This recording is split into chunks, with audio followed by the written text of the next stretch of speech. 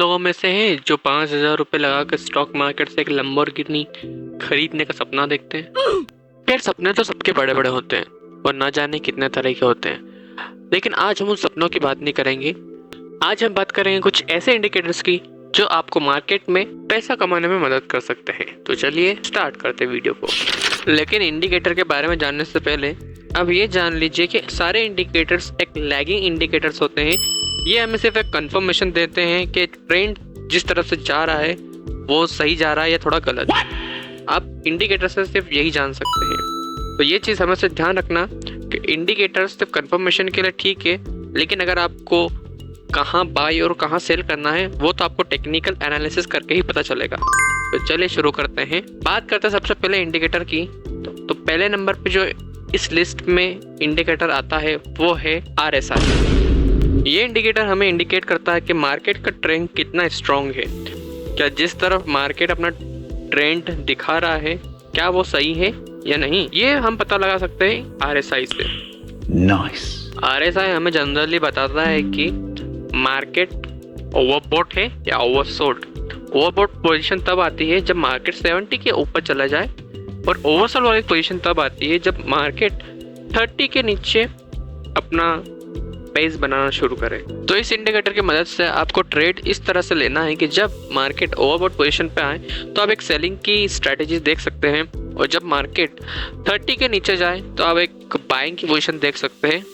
और एक pro tip देता हूं कि अगर आप चार्ट में एक ट्रेंड लाइन ब्रेकडाउन या ब्रेकआउट देखते हैं और RSI भी उस टाइम कोई डाइवर्जेंस या फिर ट्रेंड फॉलो करता है या वॉल्यूम अप होता है, तो उस समय आप इस स्ट्रेटेजी को इस्तेमाल कर सकते हैं। इस लिस्ट में जो दूसरा इंडिकेटर आता है वो है मूविंग एवरेजेस। अब मूविंग एवरेजेस भी दो तरह के होते हैं दोस्तों। एक होता है सिंपल मूविंग एवरेज और एक होता है एक्सपोनेंशियल मूविंग एवरेज। ज़्यादा ट्रेडर इस्तेमाल करते हैं एक्सपोनेंशियल मूविंग एवरेज, क्योंकि ये सबसे ज़्यादा एक्यूरेसी प्रोवाइड कराता है और ट्रेंड को भी फॉलो ये ज़्यादा करता है। एक्सपोनेंशियल मूविंग एवरेज हम दो तरीके से इस्तेमाल करते हैं, दो कॉम्बिनेशन के साथ में। पहला कॉम्बिनेशन 9+15 EM है, जहाँ पर हम कुछ स्कैल्पिंग या 15 मिनट्स के चार्ट पर इसको ट्रेड करते हैं। और अगर हम इंट्राडे की बात करें तो हम 9+21 EM में इस्तेमाल कर सकते हैं। अब ये देख लेते हैं कि ये स्ट्रेटेजी हम कैसे यूज कर सकते हैं। तो देखो यार, जब 9 EM में 21 डेज EMA के ऊपर से कट करके जाता है क्रॉस ओवर, तो उस टाइम में पॉसिबिलिटी बाय हो सकती है। और जब 21 EMA 9 EMA को क्रॉस करे तो हम एक सेलिंग का सिग्नल देख सकते हैं। पर इस चीज़ में ध्यान रखना होगा कि आपको सिर्फ और सिर्फ क्रॉस ओवर पर ट्रेड नहीं करना है। आप इसको volume plus support plus resistance के साथ में इस्तेमाल कीजिए तो एक अच्छा खासा प्रॉफिट बन सकता है। इस लिस्ट में तीसरे नंबर पे जो इंडिकेटर आता है वो है MACD, यानी कि moving averages convergence and divergence. ये मूविंग एवरेजेस का एक बेटर वर्जन है, जहाँ पर आपको हिस्टोग्राम के साथ मोमेंटम और वॉल्यूम का दोनों कॉम्बिनेशन मिलता है। जहाँ पर MACD में दो चीज़ इंक्लूडेड होती है, MACD लाइन और एक सिग्नल लाइन। जब MACD लाइन सिग्नल लाइन के ऊपर जाती है तो एक बुलिश पैटर्न प्लस एक बुलिश इंगल्फिंग कैंडल के साथ में हम ट्रेड ले सकते हैं। और डबल कंफर्मेशन के लिए आप हिस्टोग्राम को यूज़ करें, जिससे कि आपकी ट्रेडिंग की एक्यूरेसी और भी ज़्यादा बढ़ जाएगी।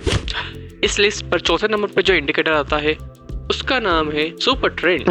ये इंडिकेटर आपको बाय और सेल के सिग्नल्स ऑटोमेटिकली जनरेट करके देता है, लेकिन हमें इस चीज़ का भी ध्यान रखना होगा कि ये इंडिकेटर कभी कभी फॉल्स सिग्नल भी दे सकता है। और मैंने जैसे पहले बोला था कि सारे इंडिकेटर्स एक लैगिंग इंडिकेटर से आपको प्राइस एक्शन के साथ में इस्तेमाल करना, कंफर्मेशन के लिए आप इस्तेमाल कर सकते हैं। एक प्रो टिप, अगर आप इसको ATR, इसकी जो एवरेज टू रेंज है उसको आप 10, 3 या फिर 7 या 2 depending upon the volatility of market इस्तेमाल करोगे तो आपको ज़्यादा एक अच्छी एक्यूरेसी मिल जाएगी ट्रेडिंग के लिए। तो इस लिस्ट पे जो पांचवें नंबर का जो इंडिकेटर आता है, जो लास्ट इंडिकेटर, जो सबसे मेरा फेवरेट है वो है VWAP। ये इंडिकेटर ट्रेंडिंग मार्केट के लिए सबसे बेस्ट माना जाता है। इसका एक सिंपल सा फंडा है कि अगर जब मार्केट VWAP लाइन के ऊपर रहे तो हमें एक बाइंग की स्ट्रैटेजी देखनी है, और अगर मार्केट VWAP लाइन के नीचे जाए या फिर नीचे ट्रेड कर रहा हो तो हमें सेलिंग के साइड के ट्रेड्स ज़्यादा देखना चाहिए। तो ये सब तो थे टॉप 5 इंडिकेटर्स मेरे चेक लिस्ट में।